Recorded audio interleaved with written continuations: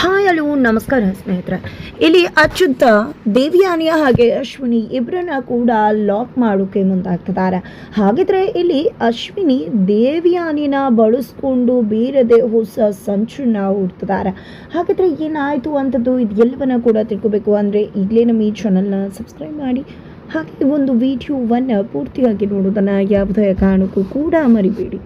ಇಲ್ಲಿ ಅಚ್ಯುತ ಅಶ್ವಿನಿ ನಿಜವಾದ ಮನಸ್ವಿನಿ ಅಲ್ಲ ಅನ್ನೋದನ್ನು ಶ್ರವಣ್ ಮುಂದೆ ಸಾಕ್ಷಿ ಸಮೇತ ರುಜುವಾತನ್ನು ಮಾಡ್ತಾರೆ. ಆ ಒಂದು ಸಾಕ್ಷಿಯನ್ನು ನಂಬಿದಂಥ ಶ್ರವಣ್ ಅಶ್ವಿನಿಯನ್ನು ಮನೆಯಿಂದ ಓಡಿಸ್ತಾರೆ. ಈ ಕಡೆಯ ಅಚ್ಯುತ್ ಅಶ್ವಿನಿಯನ್ನು ಅರೆಸ್ಟ್ ಮಾಡಿ ಪೊಲೀಸ್ ಸ್ಟೇಷನ್ಗೆ ಕರ್ಕೊಂಡು ಹೋಗ್ತಾರೆ. ಪೊಲೀಸ್ ಸ್ಟೇಷನಲ್ಲಿ ಸತ್ಯವನ್ನು ಬಾಯ್ಬಿಡಿಸೋಕೆ ಮುಂದಾಗ್ತಾರೆ. ಬಟ್ ಅಶ್ವಿನಿ ಮಾತ್ರ ನಾನೇ ಮನಸ್ವಿನಿ ಅಂತಾನೆ ಹೇಳ್ತಿದ್ದಾಳೆ. ಇದರಿಂದಾಗಿ ರೊಚ್ಚುಗೆದ್ದಂಥ ಅಚ್ಯುತ್ ಲೇಡಿ ಕಾನ್ಸ್ಟೇಬಲ್ಸ್ಗೆ ಹೇಳಿ ಆಕೆಯನ್ನು ತರಾಟೆಗೆ ತಗೊಂಡು ಸತ್ಯವನ್ನು ಬಾಯ್ಬಿಡಿಸಿ ಅಂತ ಹೇಳ್ತಾರೆ. ಬಟ್ ಇಲ್ಲಿ ದಿವ್ಯಾನಿಗೆ ಭಯ ಶುರುವಾಗುತ್ತೆ. ಅಶ್ವಿನಿ ಎಲ್ಲಿ ನನ್ನ ಹೆಸರು ಹೇಳಿಬಿಟ್ರೆ ಅಂತ. ಅದಕ್ಕೋಸ್ಕರನೇ ಆಕೆಯನ್ನು ಬೇಲಿಂದ ಹೊರಗಡೆ ತರಬೇಕು ಅಂತ ಯೋಚನೆ ಮಾಡ್ತಾರೆ. ಲಾಯರನ್ನು ಕೂಡ ಕಾಂಟ್ಯಾಕ್ಟ್ ಮಾಡ್ತಾರೆ. ಇದರ ನಡುವೆ ಶ್ರವಣ್ ಅವರು ಕುಸ್ತು ಹೋಗಿದ್ದಾರೆ. ಅಶ್ವಿನಿಯನ್ನು ಮನಸ್ವಿನಿ ಅಂದ್ಕೊಂಡು ನನಗೇನೆಲ್ಲ ಮಾಡಿಬಿಟ್ಟೆ, ನನ್ನ ಮಗಳು ಸಿಕ್ಕಿದ್ಲು ಅಂತ ಅಂದ್ಕೊಂಡೆ, ಹಾಗೆಲ್ಲ ನೆನಪು ಮಾಡ್ಕೊಂಡಿದ್ದ ತುಂಬಾ ನೊಂದ್ಕೊಂಡು ಬಾಗಿಲು ಹಾಕೊಂಡಿದ್ದಾರೆ. ಈ ಒಂದು ವಿಷಯದ ಕಾರಣವಾಗಿ ಇಲ್ಲಿ ಭೂಮಿ ಅಜಿತ್ಗೆ ಕಾಲ್ ಮಾಡಿ ವಿಷಯವನ್ನು ತಿಳಿಸಿದಾಗ ಅಜಿತ್ ಕೂಡ ಸದಾಶಿವ ಅವ್ರಿಗೆ ಇನ್ಚಾರ್ಜನ್ನು ವಹಿಸಿ ಅಲ್ಲಿಂದ ಮನೆಗೆ ಬರ್ತಾರೆ. ಶ್ರವಣವನನ್ನು ತುಂಬ ಹುಷಾರಾಗಿ ಮಾತಾಡಿ ನಾಜುಕ್ತನದಲ್ಲಿ ಅವರನ್ನು ಹೊರಗಡೆ ಕಳಿಸ್ಕೊತಾರೆ.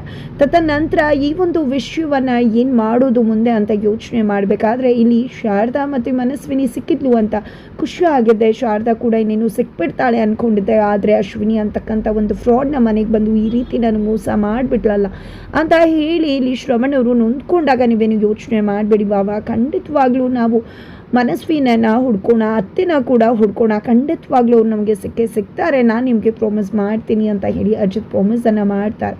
ಇತ್ತ ಕಡೆ ಹೇಗೆ ಹುಡ್ಕೋದು ಅನ್ನೋ ಒಂದು ಯೋಚನೆಯಲ್ಲಿದ್ದಾಗ ಇಲ್ಲಿ ನಚ್ಚಿ ನಾವು ಸೋಷಿಯಲ್ ಮೀಡಿಯಾದಲ್ಲಿ ಅನೌನ್ಸ್ ಮಾಡೋಣ, ದೊಡ್ಡ ದೊಡ್ಡ ಕ್ರಿಯೇಟರ್ಸ್ ಹೆಲ್ಪ್ ತೊಗೊಳ್ಳೋಣ, ಖಂಡಿತವಾಗ್ಲೂ ಸೋಷಿಯಲ್ ಒಂದು ಕಾಸ್ಗೆ ಖಂಡಿತ ಅವರು ಕೂಡ ಹೆಲ್ಪ್ ಮಾಡ್ತಾರೆ. ಇದ್ರ ಮುಖಾಂತರ ಯಾರಾದರೂ ನೋಡಿದ್ರೆ ನಮಗೆ ಇನ್ಫಾರ್ಮ್ ಮಾಡೋಕ್ಕೆ ಸಾಧ್ಯವಾಗುತ್ತೆ, ನಾವು ಕೂಡ ನಂಬರ್ ಕೊಡೋಣ ಅಂತೆಲ್ಲ ಮಾತನಾಡ್ತಾರೆ. ಈ ಕಡೆ ಭೂಮಿಗೂ ಕೂಡ ಅದು ಕರೆಕ್ಟ್ ಅಂತಾನೆ ಅನಿಸುತ್ತೆ. ಬಟ್ ಪೊಲೀಸ್ ಆಗಿರೋದ್ರಿಂದ ಅಚ್ಯುತ ಪೊಲೀಸ್ ಆಗಿ ಯೋಚನೆ ಮಾಡಿದಾಗ ಅದು ಸ್ವಲ್ಪ ನಿಜವಾಗ್ಲೂ ಕೂಡ ರಿಸ್ಕ್ ಅಂತ ಅನಿಸುತ್ತೆ.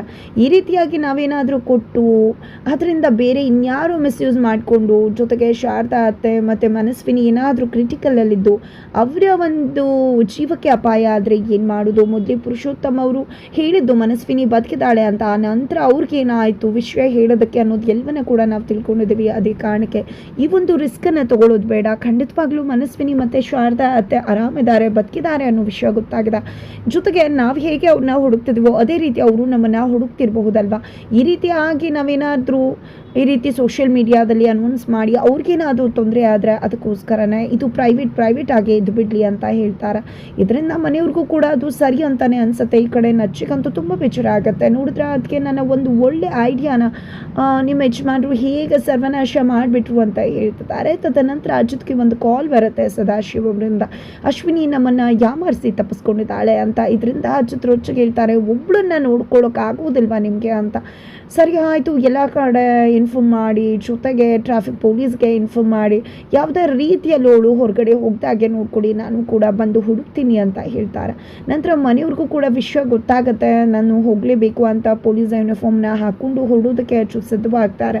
ಇತ್ತ ಕಡೆ ಶ್ರವಣ್ ಅವರಂತೂ ನನ್ನ ಕಣ್ಮುಂದೆನೇ ಇದ್ಕೊಂಡು ಎಷ್ಟೆಲ್ಲ ಯಾಮಾರಿಸ್ಬಿಟ್ಲು, ನಾನು ಪೊಲೀಸ್ ಆಗಿದ್ಕೊಂಡು ಕೂಡ ಅವಳನ್ನು ನನ್ನ ಮಗಳು ಅಂತ ಹೇಗೆ ನಂಬ್ಕೊಂಡೆ ನಾನು, ಅವಳು ಇರೋದ್ರಿಂದನಾದರೂ ನನ್ನ ಮಗಳು ಹೆಂಡತಿ ಬಗ್ಗೆ ಏನಾದರೂ ಸುಳ್ಳು ಸಿಗ್ಬೋದು ಅಂದ್ಕೊಂಡೆ, ಆದರೆ ಇವಳು ನೋಡಿದ್ರೆ ಈ ರೀತಿ ಯಾಮಾರಿಸಿ ತಪ್ಪಿಸ್ಕೊಂಡಿದ್ದಾಳೆ, ಇಲ್ಲ ನಾನು ಕೂಡ ಅವಳನ್ನು ಹೋಗಿ ಹುಡುಕ್ತೀನಿ ಅಜ್ಜು ಜೊತೆ ಅಂತ ಹೇಳ್ತಾರೆ. ಶ್ರವಣ್ ಭೂಮಿ ಮತ್ತು ನಚ್ಚಿ ನಾವು ಕೂಡ ಬರ್ತೀವಿ ಅಂತ ಹೇಳಿ ಅವರು ಕೂಡ ಅಜ್ಜು ಜೊತೆ ಹೋಗ್ತಿದ್ದಾರೆ. ಇತ್ತ ಕಡೆ ದೇವಿಯಾನಿ ಏನಾದರೂ ಅಶ್ವಿನಿ ಸತ್ಯ ಬಾಯ್ಬಿಟ್ರೆ ಏನು ಮಾಡೋದು, ನಾನು ಅಲ್ಲಿ ಇರೋದೇ ಒಳ್ಳೇದು ಅಂದ್ಕೊಂಡಿದ್ದೆ. ದೇವಿಯಾನಿ ಕೂಡ ಅವ್ರ ಜೊತೆ ಹೊರಡ್ತಾರೆ. ಎಲ್ಲರೂ ಒಂದೊಂದು ದಿಕ್ಕಲ್ಲಿ ಹುಡುಕ್ತಿದ್ದಾರೆ. ದೇವಿಯಾನಿ ಶ್ರವಣ್ ಒಟ್ಟಿಗೆ ಹುಡುಕ್ತಿದ್ರೆ ಈ ಕಡೆ ಅಶ್ವಿನಿ ಯಾರ್ದೋ ಫೋನನ್ನು ತಗೊಂಡು ಕಾಲ್ ಮಾಡಲಿಕ್ಕೆ ಅಂತ ಪ್ರಯತ್ನ ಪಡ್ತಾಳೆ. ಅಷ್ಟರಲ್ಲಿ ದೇವಿಯಾನಿ ಅಶ್ವಿನಿನ ನೋಡಿದೆ ಮೊದಲು ಇಲ್ಲಿಂದ ತಪ್ಪಿಸ್ಕೋ ಅಂತ ಸಿಗ್ನಲ್ ಪಾಸ್ ಮಾಡ್ತಿದ್ದಾರೆ. ಈ ಕಡೆ ಅಶ್ವಿನಿ ತಪ್ಪಿಸ್ಕೊಳ್ಳೋದಕ್ಕೂ ಶ್ರವಣ್ ಕಣ್ಮುಂದೆ ಬಿಡ್ತಾರೆ. ಬಿದ್ದಿದ್ದೆ ಇಲ್ಲಿ ಅಶ್ವಿನಿ ನೋಡಿದೆ, ಅವಳೇ ಹಾಕಿರ್ತಕ್ಕಂಥ ಬಟ್ಟೆ ಅದು ಅಂತ ಹೇಳಿ ಹುಡ್ಕೊಂಡು ಬರ್ತಾರೆ. ಕೊನೆಗೂ ಅಶ್ವಿನಿ ಶ್ರವಣ್ ಕೈಲೇ ಸಿಕ್ಕಿದ್ಲು. ಅಷ್ಟರಲ್ಲಿ ಮತ್ತೆ ತಪ್ಪಿಸ್ಕೋತಾಳೆ. ಈ ಕಡೆ ಅಚ್ಯುತ್ ಭೂಮಿಗೆ ಇನ್ಫಾರ್ಮ್ ಮಾಡ್ತಾರೆ ಶ್ರವಣ್. ಎಲ್ಲರೂ ಕೂಡ ಒಂದೇ ಕಡೆ ಬರ್ತಾರೆ, ಎಲ್ಲರೂ ಕೂಡ ಒಂದೇ ಕಡೆ ಹುಡುಕ್ತಿದ್ದಾರೆ. ಅಷ್ಟರಲ್ಲಿ ಅಶ್ವಿನಿ ಒಂದು ದೊಡ್ಡ ಬಿಲ್ಡಿಂಗ್ ಅನ್ನು ಹತ್ತು ನಿಂತ್ಕೊಂಡಿದ್ದಾರೆ. ಹೇಳ್ತಿದ್ದಾಳೆ. ಈ ಕಡೆ ಯಾಕಲ್ಲಿ ನಿಂತ್ಕೊಂಡಿದ್ಯಾ, ಕೆಳಗಡೆ ಇಳಿದು ಬಾ, ಈಗ ತಪ್ಪಿಸ್ಕೊಂಡೆ, ದೊಡ್ಡ ತಪ್ಪು ಮಾಡಿದ್ಯಾ, ಈಗ ಮಗದೊಂದು ತಪ್ಪನ್ನು ಮಾಡಬೇಡ, ಇಲ್ಲೇ ನಿನ್ನ ಕತೆ ಮುಗಿಸ್ಬಿಡ್ತೀನಿ ಅಂತ ಜೊತೆ ಹೇಳ್ತಿದ್ದಾರೆ. ಇಲ್ಲ, ನಾನು ಯಾವುದೇ ಕಾರಣಕ್ಕೂ ಕೂಡ ಬದುಕೋದಕ್ಕೆ ಇಷ್ಟಪಡೋದಿಲ್ಲ, ಯಾಕಂದರೆ ಅನಾಥಾಶ್ರಮದಲ್ಲಿದ್ದೆ ನಾನು, ನೀವೇ ಮಗಳು ಅಂತ ಕರ್ಕೊಂಡು ಬಂದು ಅಪ್ಪ ಅನ್ನೋ ಪ್ರೀತಿ ಕೊಟ್ಟರೆ, ಆದರೆ ಇವತ್ತು ನನ್ನ ಮನಸ್ವಿನಿ ಅಲ್ಲ ಅಂತಿದ್ರ, ನೋಡಿ ಅಪ್ಪ ನಾನೇ ಮನಸ್ವಿನಿ, ದಯವಿಟ್ಟು ಈ ರೀತಿ ಎಲ್ಲ ನನ್ನನ್ನು ನೋಯಿಸಬೇಡಿ ಅಂತ ಹೇಳ್ತಿದ್ರೆ ಶ್ರವಣ್ ಮ್ಯಾನಿಪ್ಯುಲೇಟ್ ಆಗ್ತಿರ್ತಾರೆ. ಅಷ್ಟರಲ್ಲಿ ಅಜಿತ್ ಮತ್ತು ನಚ್ಚಿ, ಭೂಮಿ ಎಲ್ಲರೂ ಕೂಡ ದಯವಿಟ್ಟು ಮ್ಯಾನಿಪ್ಯುಲೇಟ್ ಆಗಬೇಡಿ, ಕ್ರಿಮಿನಲ್ ಹೇಗೆ ಬಿಹೇವ್ ಮಾಡ್ತಾರೆ ಅನ್ನೋದು ನಿಮಗೂ ಕೂಡ ಗೊತ್ತದೆ, ದಯವಿಟ್ಟು ಅರ್ಥ ಮಾಡ್ಕೊಳ್ಳಿ, ಯಾಕೆ ಮನಸ್ವಿನಿ ಅಲ್ಲ ನಿಮ್ಮನ್ನು ಯಾಮಾರಿಸ್ತಿದ್ದಾಳೆ ಮನೆ ಸೇರ್ಕೊಳ್ಳೋದಕ್ಕೆ ಅಂದಾಗ ಇಲ್ಲಿ ಶ್ರವಣ್ ಕೂಡ ಇಲ್ಲ, ಯಾವುದೇ ಕಾರಣಕ್ಕೂ ಕೂಡ ನಿನ್ನ ನಾನು ಮನಸ್ವಿನಿ ಅಂತ ಒಪ್ಕೊಳ್ಳೋದಿಲ್ಲ, ನನ್ನ ಮನಸ್ಸು ಒಪ್ಪಲ್ಲ ನಿನ್ನ ಕರೆಯೋಕೆ ಅಂತ ಹೇಳ್ತಾರೆ. ಹಾಗಾಗಿ ಇಲ್ಲಿ ಅಶ್ವಿನಿ ಸರಿ ಆಯಿತು ಬಿಡಿ, ಅಪ್ಪನೇ ನನಗೆ ಇಲ್ಲ ಅಂತ ಹೇಳಿದ್ಮೇಲೆ ನಾನು ಯಾಕೆ ಬದುಕಿರಬೇಕು ಅಂತ ಹೇಳಿದ್ದೆ, ಕೆಳಗಡೆ ಬಿದ್ದು ಹೋಗ್ತೀನಿ ಅಂತ ಹೇಳ್ತಿದ್ದಾರೆ. ಈ ಕಡೆ ಸರಿ ಆಯಿತು ಹೇಳಿಬಿಡ್ಲಿ ಬಿಡಿ ಅಂತ ಹೇಳಿ ಭೂಮಿ ಹೇಳಿದಾಗ ಅಚ್ಚುತ ನೀನು ಸುಮ್ಮನಿರು ಅಂತ ಹೇಳಿ ನಿಲ್ಲಿಸ್ತಾರೆ. ಅದಕ್ಕೆ ಸರಿಯಾಗಿ ಅಶ್ವಿನಿ ಮೇಲಿಂದ ಕೆಳಗಡೆ ದುಪ್ಪನೆ ಬಿದ್ದೇ ಬಿಡ್ತಾರೆ. ಅಷ್ಟರಲ್ಲಿ ಸಂಗೀತ್ ಅವ್ರು ಕಾಲ್ ಮಾಡ್ತಾರೆ ಅಚ್ಯುತ್ಗೆ, ಸಂಗೀತ್ ಅವ್ರಿಗೆ ವಿಷಯವನ್ನು ತಿಳಿಸ್ತಾರೆ ಅಚ್ಯುತ್ ಕೂಡ. ನಂತರ ಇಲ್ಲಿ ಸಂಗೀತ್ ಅವರು ಅಶ್ವಿನಿ ಸಿಕ್ಕಿದಾಳಂತೆ, ಬಟ್ ಹಾಸ್ಪಿಟಲಲ್ಲಿದ್ದಾಳೆ, ಮೇಲಿಂದ ಕೆಳಗಡೆ ಬಿದ್ದುಬಿಟ್ಲಂತ ಅಂತೆಲ್ಲ ಹೇಳ್ತಾರೆ. ಹೋಗಿ ನೋಡ್ಕೊಂಡು ಬರೋಣ ಅಂತ ಅವಳಿ ನಮ್ಮ ಮನಸ್ವಿನಿ ಅಲ್ಲ, ಅವಳನ್ನ ನೋಡ್ಕೊಂಡು ಬರೋ ಅವಶ್ಯಕತೆ ಇಲ್ಲ ಅಂತ ಅಜ್ಜಿ ಹೇಳ್ತಾರೆ. ತದನಂತರ ಇಲ್ಲಿ ಮನುಷ್ಯತ್ವದಿಂದಾದರೂ ಅಂತ ಹೇಳಿ ಸಂಗೀತ್ ಅವರು ಹೇಳಿದಾಗ, ಮನುಷ್ಯತ್ವದಿಂದ ಹೋಗ್ಬೇಕಂದ್ರೆ ಅಲ್ಲಿ ಆಲ್ರೆಡಿ ಹೋಗಿದಾರಲ್ವ, ಅವ್ರು ನೋಡ್ತಾರೆ, ಸುಮ್ಮನಿರಿ ಅಂತ ಹೇಳ್ತಾರೆ ಅಜ್ಜಿ. ಈ ಕಡೆ ಸಂಗೀತ್ ಅವರ ಗಂಡ ಕೂಡ ಅವರು ಹೇಳ್ತಿರೋದು ಸರಿ ಅಂತಾರೆ. ಈ ಕಡೆ ಅಪ್ಪು ನನ್ನ ಗಂಡನ ಮನೆಗೆ ಹೋಗ್ತೀನಿ ಅಂತ ಹೊರಡ್ತಾರೆ. ಈ ಕಡೆ ಆಲ್ರೆಡಿ ಅಶ್ವಿನಿಗೆ ಟ್ರೀಟ್ಮೆಂಟ್ ಆಗಿದೆ, ಒಂದಷ್ಟು ಮೂಳೆ ಮುರಿದಿದೆ. ಈ ಕಡೆ ಅಜ್ಜಿತ್ ನೀನು ತುಂಬ ಚೆನ್ನಾಗಿ ನಾಟಕ ಮಾಡ್ತೀಯ ಅಂತ ಹೇಳ್ತಿದ್ದಾರೆ ಅಶ್ವಿನಿಗೆ.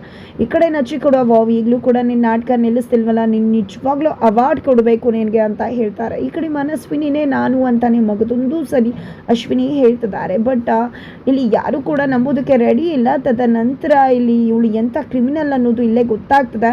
ಸರಿ ಆಯಿತು ಬನ್ನಿ ಅಂತ ಎಲ್ಲರೂ ಕೂಡ ಹೊರಗಡೆ ಕರ್ಕೊಂಡು ಬರ್ತಾರೆ. ನಂತರ ಶ್ರವಣ್ ಅವರು ಅಚ್ಯುತ್ಗೆ ತುಂಬ ಸೆಕ್ಯೂರಿಟಿ ಕೊಡುವ, ಅಚ್ಯುತ್ ಏನಾದರೂ ಮತ್ತೆ ತಪ್ಪಿಸ್ಕೊಂಡ್ರೆ ಕಷ್ಟ ಆಗಿಬಿಡತ್ತೆ ಅಂತ ಹೇಳಿದಾಗ, ಏನು ಯೋಚನೆ ಮಾಡಬೇಡಿ ಮಾವ, ನೀವೆಲ್ಲ ಮನೆಗೆ ಹೋಗಿ ನಾನೇ ಸ್ವತಃ ಗಾರ್ಡ್ ಮಾಡ್ತೀನಿ ಅಂತ ಹೇಳಿ ಸದಾಶಿವ ಅವ್ರಿಗೆ ಇನ್ನೊಂದಿಬ್ಬರು ಪೊಲೀಸ್ ಅವ್ರನ್ನ ಕರೆಸಿ ಗಾರ್ಡ್ ಮಾಡಲಿಕ್ಕೆ ಹೇಳ್ತಾರೆ.